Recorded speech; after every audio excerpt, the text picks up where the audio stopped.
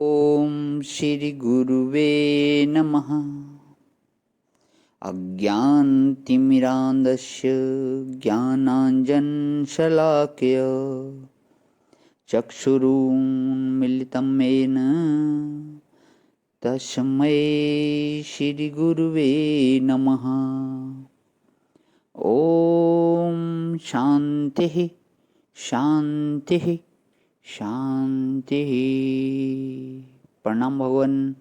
मांडुक्य कारिका प्रवचन व तथ्य प्रकरण से स्वामी श्री अखंडानंद सरस्वती जी महाराज का दिव्य ग्रंथ, जिसमें भगवान हमारा अध्याय चल रहा है परमार्थदर्शी की दृष्टि।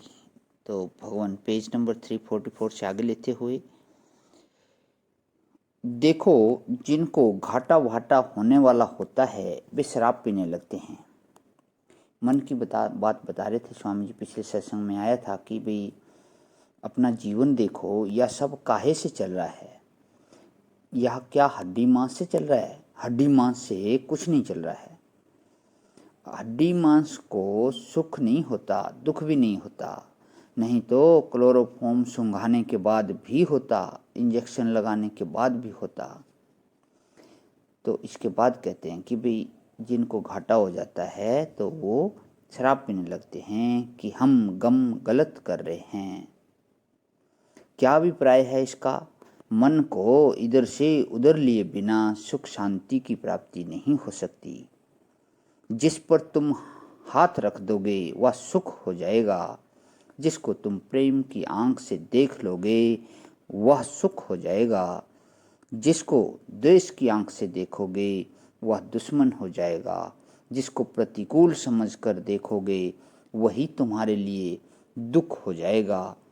जिसको अनुकूल समझकर देखोगे वही तुम्हारे लिए सुख हो जाएगा। और अगर तुम्हारा मन ठीक नहीं है तो दुनिया में कभी सुख नहीं मिल सकता। जो भी मिलेगा वह प्रतिकूल ही मिलेगा। और यदि अपना मन ठीक हो तो जो भी मिले उससे अनुकूलता आ जाएगी। या अनुकूलता प्रतिकूलता वस्तु से नहीं बदलती, क्रिया से नहीं बनती, वह मन से बनती है। द्वितीय अद्वय भयम भवति। जिसको तुम अपने से प्रायः समझोगे उससे तुमको डर लगेगा। अपने से डर नहीं लगता, पर सेठ लोगों को तो अपने से भी डर लगता है कि कहीं हम धोखे में आकर किसी को कुछ दे न बैठें। ये बड़ी बुद्धिमानी दिखाते हैं।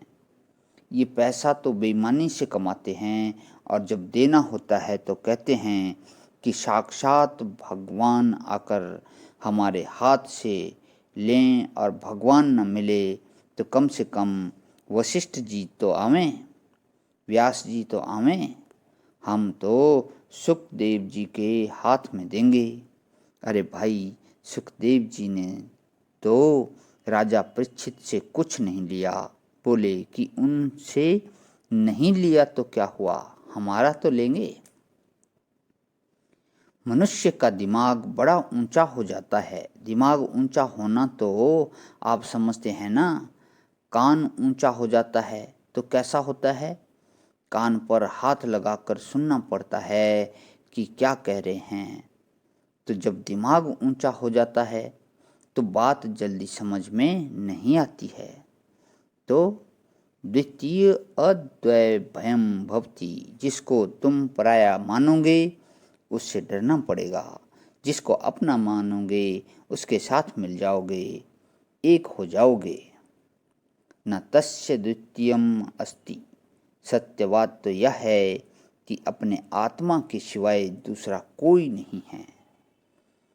प्रलय में नहीं, समाधि में नहीं, इसी व्यवहार में दूसरा कोई नहीं है। बोलते सुनते हुए दूसरा नहीं है। सड़क पर 1000 आदमी चलते हुए दूसरे नहीं हैं।